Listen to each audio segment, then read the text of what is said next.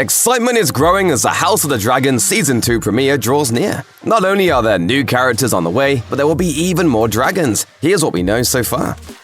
The first and most obvious point of excitement for House of the Dragon Season 2 is that the Dance of the Dragons has formally begun. In Game of Thrones, Season 1 is mostly set up. Ned Stark investigating the conspiracy in King's Landing, Daenerys going through her crucible in Essos, etc. But by the end of Season 1, Ned Stark is dead, the dragons have hatched, and the war, or wars, have begun. House of the Dragon looks to be following a very similar structure, except the death of a child, Lucerys Velaryon, kicks things off. The trailers for House of the Dragon Season 2 have really played up childhood besties Rhaenyra Targaryen and Alicent Hightower as foils and bitter rivals. With Alicent's son Aegon II is now king, it seems that his mother is still the one in charge. But with Aegon gaining experience as a cruel ruler and warlord, that power balance could change. And the path to victory now is one of violence. Good. To war, then. On Rhaenyra's side, she still has help from her uncle husband, Daemon Targaryen, Lord Corlys Velaryon, and Princess Rhaenys Targaryen. My ships sail at your command. Battle lines have been drawn, sides have been chosen, at least for now, and it looks like all-out dragon-on-dragon war is on the way. The Dance of the Dragons begins, and Westeros will suffer no matter who emerges victorious.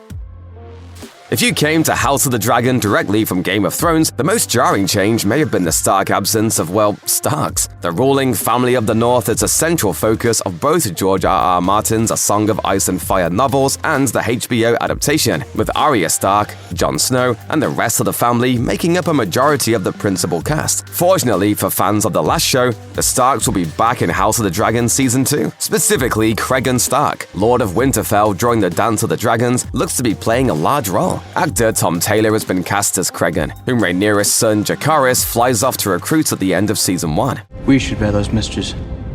Dragons can fly faster than ravens, and they're more convincing. We won't spoil anything here, but rest assured that House Stark fans should be getting plenty of good material if House of the Dragon stays true to the book.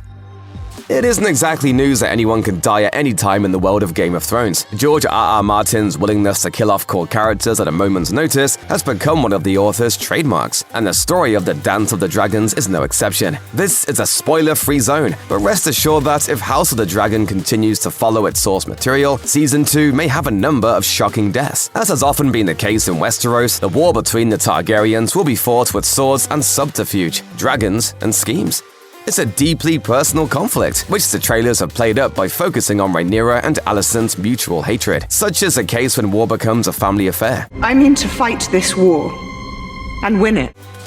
Depending on how much ground is covered, we may be getting one of the big battles of the war by the end of Season 2. If so, you can look forward to some proper dragon dueling and serious consequences in the aftermath. The Dance of the Dragons is a long and messy conflict, so it won't be resolved in just 2 seasons, but Season 2 should get us deep enough in to see plenty of blood spilled. House of the Dragon has gone through some notable changes behind the camera between Seasons 1 and 2. Most significantly, former co-showrunner and series creator Miguel Sapochnik stepped down after the first season ended. His creative partner Ryan Condal, with whom he developed the series, has taken on all showrunning responsibilities. George's work really is a truly immersive world. There's unexplored deep recesses and thousands of years of history. Sapochnik worked for many years on the franchise, directing a number of Game of Thrones episodes prior to developing House of the Dragon. Fans will know him as the director of some of the first show's biggest battle episodes, including Hard Home, The Long Night, and the critically acclaimed Battle of the Bastards. While dedicated Thrones fans may be sad to see Sapochnik go, fellow Thrones alumnus Alan Taylor has joined the series as a director and executive producer. His Game of Thrones credits include memorable episodes like the Season 1 finale, Fire and Blood, and the Season 2 finale, Valar Morghulis.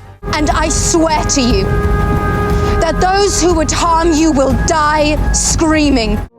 Taylor has also worked on some of the most acclaimed shows of the last 30 years, directing major installments of The Sopranos, Mad Men, and Sex and the City. Taylor told The Hollywood Reporter, "It's a pleasure and an honor to be back at HBO, immersing myself in the world of the Targaryens. Returning to Westeros will be a huge undertaking, and I'm looking forward to the challenge." Even if you've read Fire and Blood, House of the Dragon Season 2 could still keep you guessing. George R.R. Martin is involved in the show's production, and Season 1 stays pretty true to his written history of the Targaryen family. But a number of things have already been changed to better fit the series. Plot points like Rhaenyra and Alicent's childhood friendship and Rhaenys's dramatic departure from King's Landing were added for the show, and aren't the only details changed by HBO. When the desire to kill and burn takes hold and reason is forgotten, you will not even remember what began the war in the first place.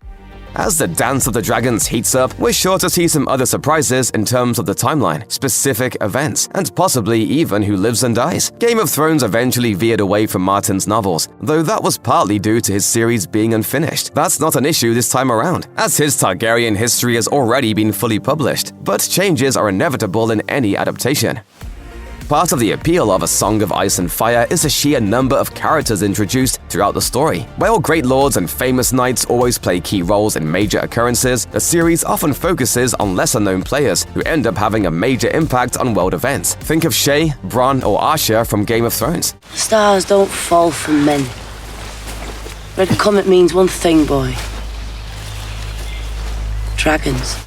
If you haven't read Fire and Blood, then you won't know yet who Blood and Cheese are. At first glance, the names don't even make sense. However, these two mercenaries play a pivotal role in the Dance of the Dragons, and the writers have confirmed that their storyline is a part of House of the Dragon Season 2. For those not in the know, brace yourselves. As of now, there's been no official confirmation of who will play the two oddly named characters, though some reports claim that Mark Stobbart will play Cheese and Sam C. Wilson will play Blood. Time will tell, but what's for certain is that the plotline will likely be just as dramatic in the show as it is in the book.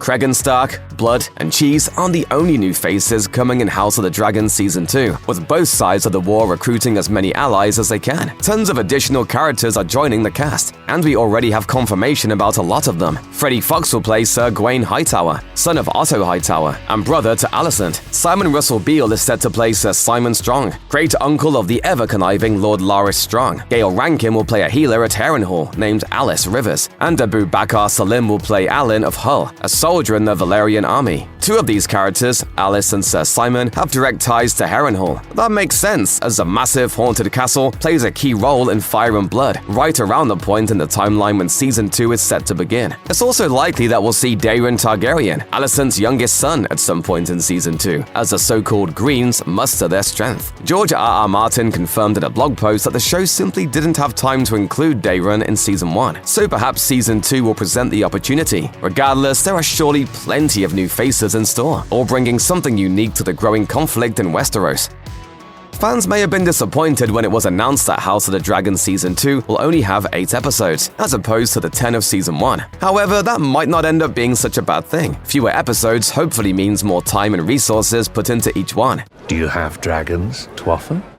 That could yield particular dividends when it comes to the production design, something that defined Season 1 for all the right reasons. House of the Dragon Season 1 shook things up a bit by bringing in Jim Clay as the series production designer, someone who had never worked on Game of Thrones. While many of the aesthetic touches of Westeros are the same between the two shows, House of the Dragon features lots of small details that distinguish its earlier era in history from that of the original series. Westeros has arguably never looked better, from the lush costume design and grand castles to the dragons themselves. Fewer episodes and a more experienced production team could end up making House of the Dragon Season 2 the best-looking installment yet in HBO's Thrones universe, which would be an impressive achievement given all that's come before. I would say it's nice to be home, but I scarcely recognize it. There's a tangled web of relationships, all of them messy, at the heart of House of the Dragon, but none are more complicated or central to the plot than Rhaenyra's marriage to her uncle Daemon. Incestuous, creepy, and frequently manipulative, their romance was one of the major storylines of Season 1, and a big part of Season 2's appeal will be seeing how that relationship stands up in the face of war. Do you accept me as your queen and ruler? Discussing the fandom's curious response to Daemon during Season 1, writer Sarah Hess told The Hollywood Reporter, "He's become internet boyfriend in a way that baffles me. How, in what way was he a good partner, father, or brother? To anybody, you got me." Daemon's all swords and knives, really. I do think on some level he wants to cause chaos. Fire and Blood readers will know some of the broad strokes, but the fun part about the show is that we get to see more of the nitty-gritty. Martin's book is written more like a history, with multiple, sometimes conflicting accounts. The series gets to present a definitive picture of each event and relationship, and it should be interesting to see where it takes Daemon and Rhaenyra as the war begins. Some might come to House of the Dragon for the drama, the action, the gorgeous costumes, or just to hear the theme song again. But we all come for the dragons, and Season 2 is going to have even more. Filming on a dragon, obviously. You don't get much better than that. Ryan Condal confirmed that there will be 5 new dragons in Season 2, adding onto the Season 1 roster that already included behemoths like Vhagar, Syrax, and Caraxes. Some of these will surely come from Dragonstone, which is home to a number of wild dragons yet to be tamed by riders. Dragonstone has 13 to their 4. I also have a score of eggs incubating in the Dragon Mound. If Rhaenyra and her allies are to gain an upper hand in the war for the Iron Throne, they'll need to take advantage of these dragons, and in Fire and Blood, they do just that. There are also more dragons to be seen on the side of the Greens though, with the Dragon Pit still serving as the ultimate symbol of Targaryen power in King's Landing. The fun part of House of the Dragon is that we all know the ending. While it takes many generations for the Targaryen dynasty to finally fall, it's the dance of the dragons that weakens them and robs them of their godlike reputation. Like so many parts of A Song of Ice and Fire, it's a tragedy, filled with deeply flawed characters who seem almost doomed from the start. Once the dragonfire starts flying in House of the Dragon Season 2, anything goes.